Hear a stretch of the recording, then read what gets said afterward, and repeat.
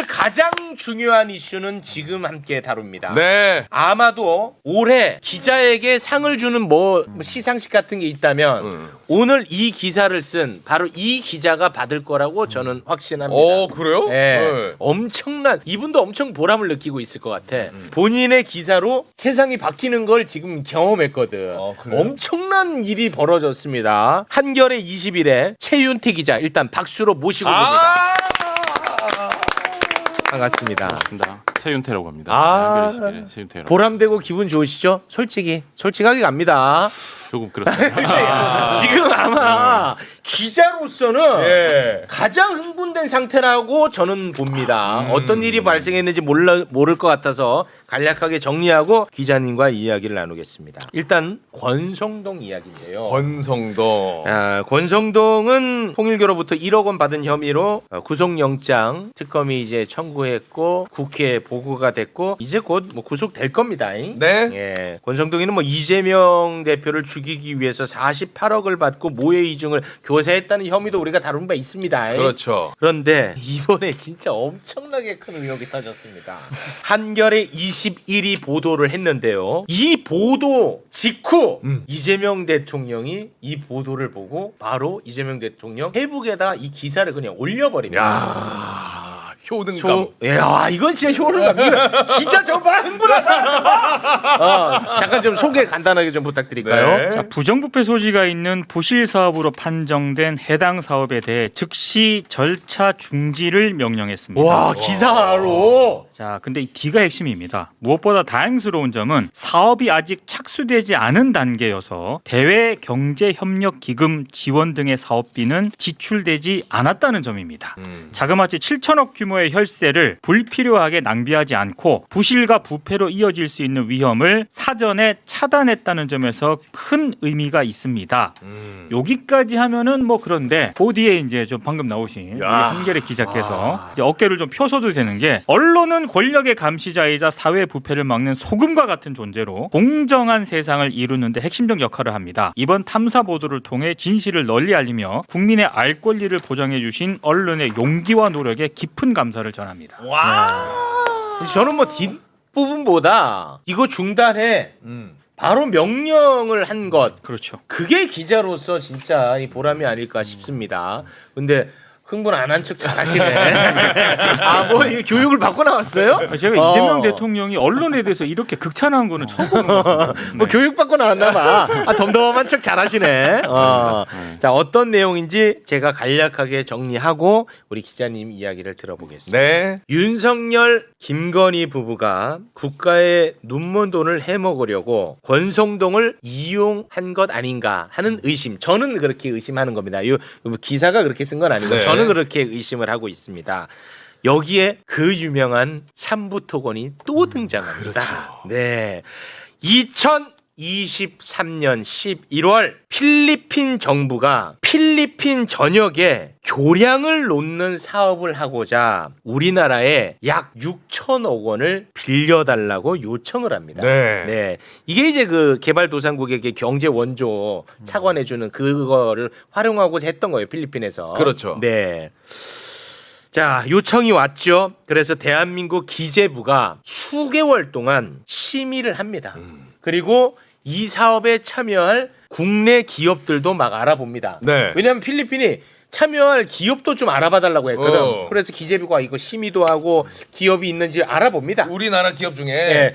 무려 6천억을 빌려주는 사업이니까 그렇죠. 꼼꼼하게 했겠죠. 그런데 사업에 참여할 기업도 안 나타나고 그리고 무엇보다도 필리핀의 부실, 부패가 매우 심각하게 우려가 된다. 라는 결론을 짓습니다. 기재부에서. 왜냐? 필리핀에 취재를 해봤는데 필리핀에서도 그런 얘기를 하니까. 내부 자기들끼리도. 필리핀에서도. 그래서 2024년 2월에 기재부는 이 사업 지원하지 않기로 결론을 딱 내려버립니다. 네. 결론을 내린 거를 어떻게 알았는지 이때 바로 권성동이가 등장을 합니다. 뜬금없습니다. 왜 뜬금없냐? 권성동은요 권한도 없고요. 이 사업과 관련해서 책임도 없는 자예요. 아무런 연관이 없는 자입니다. 근데 뜬금없이 권성동 갑자기 툭 튀어나옵니다. 그래서 당시 기재부 장관이었던 최상목이를 만나서 강력하게 압박을 가합니다. 소개해 주시죠. 지원을 다시 좀 검토를 해주세요. 대우건설 삼부토건 등이 삼부토건. 여기 참여할 의향이 있습니다. 와. 라고 얘기를 하는 거죠. 이거 엄청나게 압박을 가한 거야. 네. 그런데 직접 만난 거야. 근데 다시 한 번 말씀드리지만 권성동은요, 이 사업과 권한과 임무와 책임이 아예 없는 자입니다. 근데 생뚱맞게 간 거야. 네. 이런 압박이 있었음에도 불구하고 기재부는 2024년 2개월 후 4월에 네. 2024년 4월에 필리핀에게 최종 통보를 합니다. 우리 지원하지 않겠다. 끝! 강력했네. 꺼져. 음. 끝! 그러자 권성동은 기재부를 2차 압박합니다. 또 대외협력기금, 그러니까 6천억, 이것과 관련해서 운용하는 데가 바로 한국수출입은행이거든요. 네. 이 한국수출입은행이 진짜 이 대우건설 이 참여 의사가 있는지 확인을 해본 거야. 하겠다고 했으니까 네. 확인을 해봤어. 확인을 해봤더니 거짓말이야. 대우건설 안 한대. 우리 안 할 건데 한 거야. 그래서 한국수출입은행이 필리핀에 다시 거부 의사를 밝혔습니다. 그러자 권성동이 또 나타납니다.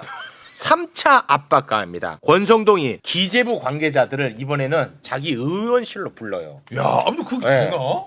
그것도 신기해. 아무튼 불러가지고 3차 압박 가합니다. 필리핀하고 외교를 생각해서 좀 지원하시오.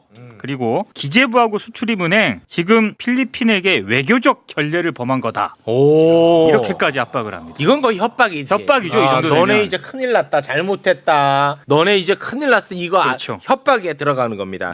그래서 결국 2024년 10월에 기재부는 권성동의 압박에 못 이기고 세 번의 압박. 6천억이었잖아 규모가. 네. 이 규모를 이제 대폭 낮춥니다. 한 1,000억.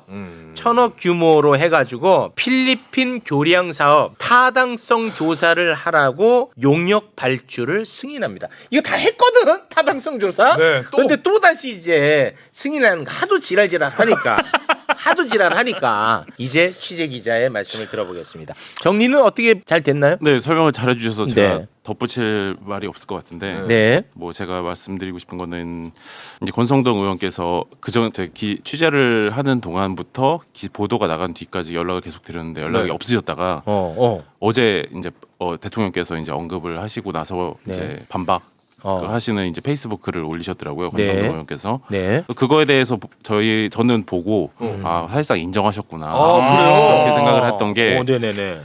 왜냐면 사업에 대해서 너무 잘 알고 계시고 그다음에 이 사업이 그러니까 필리핀 모듈형 교량 사업이 필요하다는 소신을 갖고 계시다라는 게 이제 글에서 읽히더라고요. 그래서 그리고 압박 정황 같은 것도 이제 예를 들어서 뭐 일본을 언급하면서 이제 수출입은행이 외교적 결례를 범했다라는 그런 정황도 이제 스스로 또 이제 써주셔가지고 사실상 자백이네요. 네.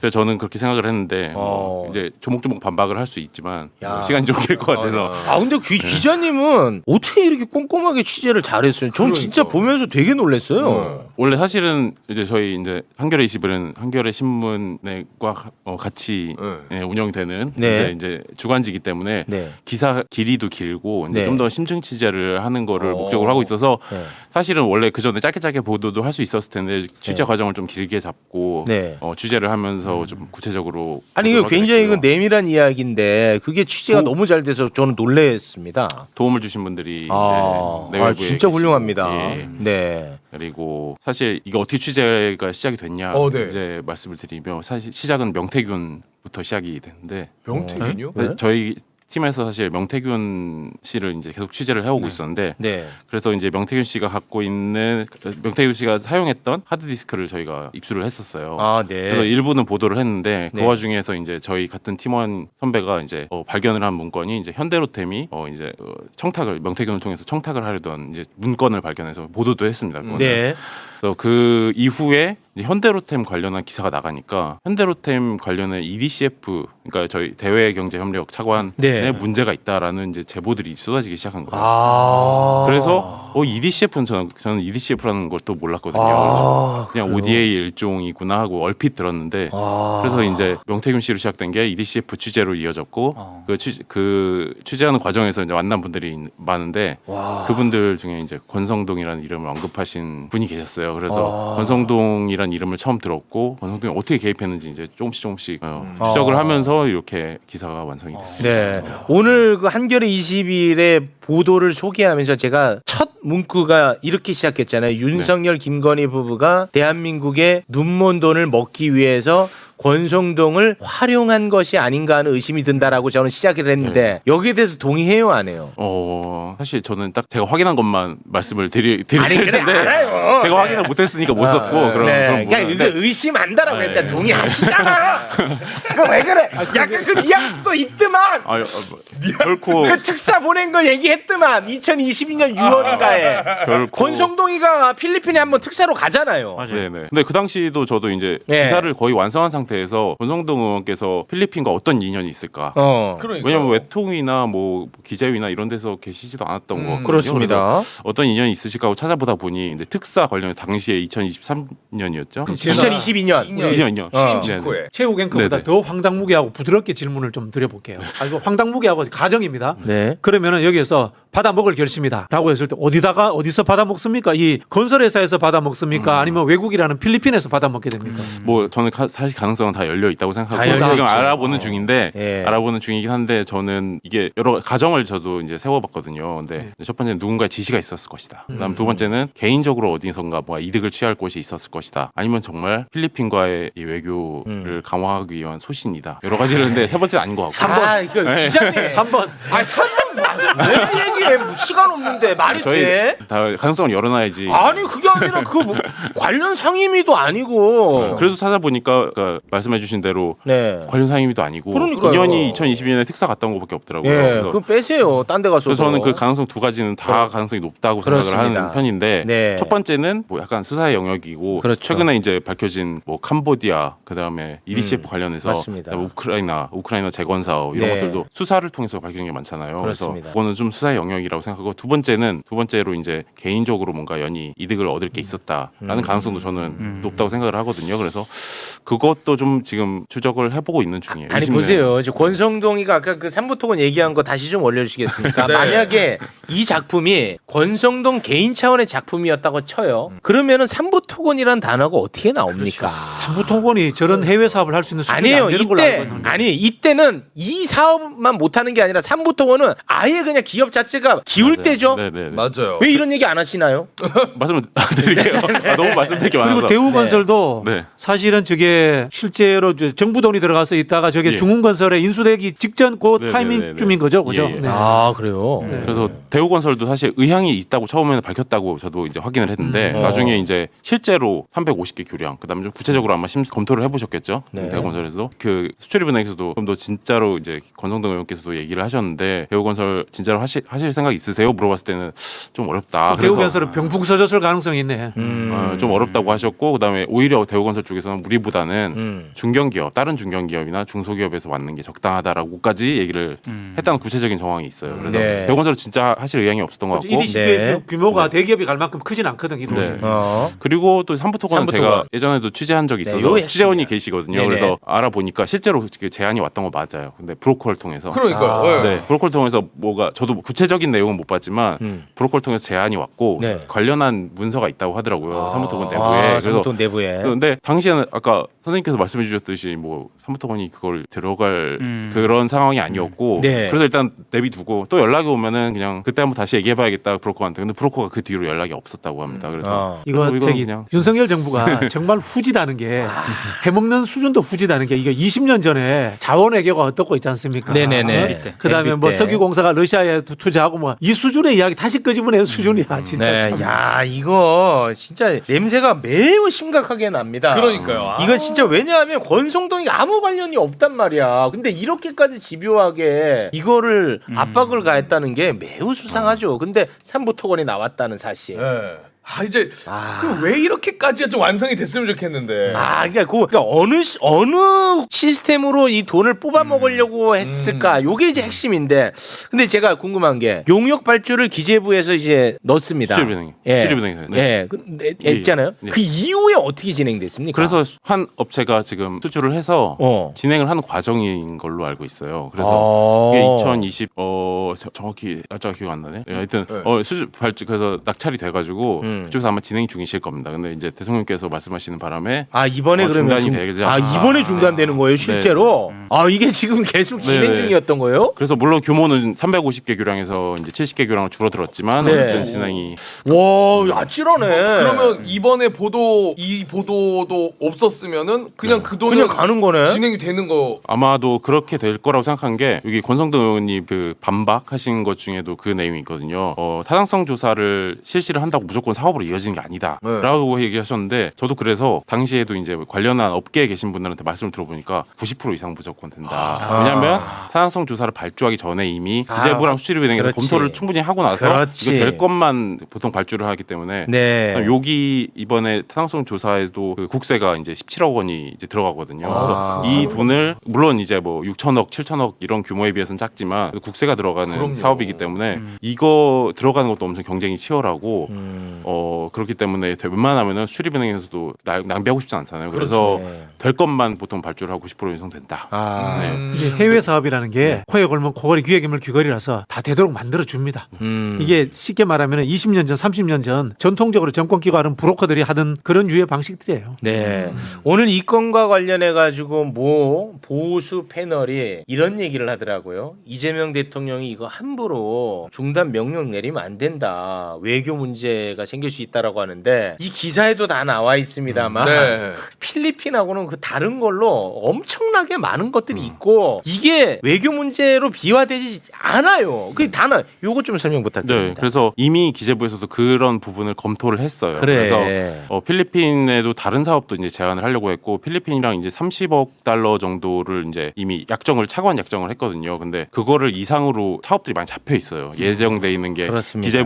기재부의 설명입니다. 이제 120억 원 정도가 이제 사업이 이미 예정이 돼 있기 때문에 네. 이거 하나 안 한다고 해서 필리핀과 외교 문제가 발생하지 않을 거라고 이제 그렇습니다. 판단을 했습니다. 네. 야, 근데 여러분은 어떻게 이렇게 시사 관련해서 공부를 많이 해요? 왜요? 내가 딱 얘기하자마자 누군지 바로 맞춰버리네. 대단들 하시네, 진짜. 그거 어떻게 알아요, 그런 거? 와, 이러니까 그 공부 안 하고 앉아있을 수가 없어. 이분들은 오전부터 뉴스 다 보시는 분들이에요. 방송도 그렇고. 부담스럽습니다, 이 자리에. 네, 대단하십니다. 끝으로 혹시 뭐 놓친 부분이나 하시고 싶은 말씀 있으면 부탁드리겠습니다. 사실 저는 그래서 조금 여기서 기사에도 사실 읽어본 독자분들 중에 은근히 흘리고 싶었던 얘기가 있지 않냐라고 이제 저한테 얘기를 해준 퓨전이 있었어요. 네. 그게 바로 필리핀에 있는 LCS 그룹이라는 곳인데 네. 제가 한 두세 번 정도 이제 언급을 했는데 구체적인 제가 정황은 확인을 못했지만 LCS 그룹, 그다음에 루이스 차비스 칭손 회장이라는 분인데 구선 주지사를 하시고 필리핀 거물이시더라고요. 과거에는 필리핀 언론에서는 뭐 약간 카지노랑도 연루됐다는 뭐 이제 보도도 있었고, 네. 근데 우리나라 사업에 엄청 관심이 많으셔서 저는 사실 이분과 관련돼 있는 뭔가 있지 않을까 하는 의심을 조금 했거든요. 근데 이런 얘기를 하면 제가 좀 카지노. 네, 아직 확실하진 않습니다. 그렇지만 그래서 이번 사업에 상당히 관심을 많이 보이셨다. 그래서 이번 만약에 이재명 대통령께서 중단을 시키셔서 많이 네. 슬퍼하시지 않을까. 나 이해됐어. 누가 슬퍼요? 싱손 회장님께서 하는 생각을 하고 있습니다. 그래서 나중에 혹시 진짜로 슬퍼하시는지 확인이 되면은 기사로 써보겠습니다. 알겠습니다. 기자님이 아주 조심성이 많은 분치고는 기사는 아주 과감하게 쓰셨어. 우리 매불쇼를 아주 뭐 싫어하는 건 아니시죠? 네. 저는 사실 유튜브 채널을 그렇게 네. 많이 보진 못해서 그래요? 저희 회사에서 운영하는 뉴스다이브 정도 그래요? 보고 있습니다. 그래서 사실 많이 보진 못했지만 저희 네. 어머니가 매불쇼를 열심히 어머니요? 팬이시라고. 뉴스 다이브 저 출연하는데. 네. 참 어머니네. 참 어머니. 예. 참 어머니. 참 정말로 진짜 잘해야 돼 엄마한테. 진짜 어머니. 고맙습니다. 대단한 어머니를 두셨네. 예. 어머니를 두셨다? 그거 말이 안 맞지 않나? 자식을 어머니가- 뒀다라고 하지 않나요? 어머니가 계시네. 어머니를 모시고 계시네요. 어머니를 모시네. 아. 예, 더 모시세요. 예. 저라고 엄마한테. 참고로 우리 기자님이 요거 기사 쓰시고 저는 조금 자부심이 느껴지는 게 우리 물레동에서 당일에 쫙 다. 저는 쫙 감사합니다. 이게 너무 큰데 안 다뤄지더라고 해서 좋았어. 저희가 정리 한번 했습니다. 감사합니다. 박수환에 저도 한번 불러주세요. 이런 거. 이거 좋아해요. 아, 그래요? 20년 전에 뭐 저기 동남아 국가 총리한테도 사기 당한 적이 있고 주지사한테도 사기 당한 적이 있어요. 네. 누가요? 후진국들이 이런 사기 많이 쳐요. 그래요? 그래요. 네. 근데 이거는 사기의 개념은 아닌 것 같잖아요. 왜 그래? 예, 이런 모델은 아마 처음 접할걸요? 네, 고맙습니다. 신형 모델이네. 자, 그러면 우리 기자님과는 여기서 인사를 나누겠습니다. 한겨레 20일의 최윤태 기자님, 대단히 고맙습니다. 감사합니다. 맞습니다. 아 진짜 큰 기사였어요. 예, 이거. 진짜 예. 큰 기사. 아마 이제 큰 상, 어떤 미디어 비평 전문가로서 이거는 큰 상 받지 않을까요? 그럼요. 예. 네. 아니 그러니까 대통령이 단순히 언급하고 뭐 평가, 호평을 내려서 그런 게 평가가 아니고 아니고 굉장히 오래 공을 들인 기사입니다. 네. 저도 그리고 사회의 변화까지 이끌어내고 그렇죠. 그게 정말 그 언론의 가장 큰 보람이잖아요. 그러니까 효용감이란 예. 단어 있지 않습니까? 요런 때 딱 보람과 효용감. 네, 고맙습니다.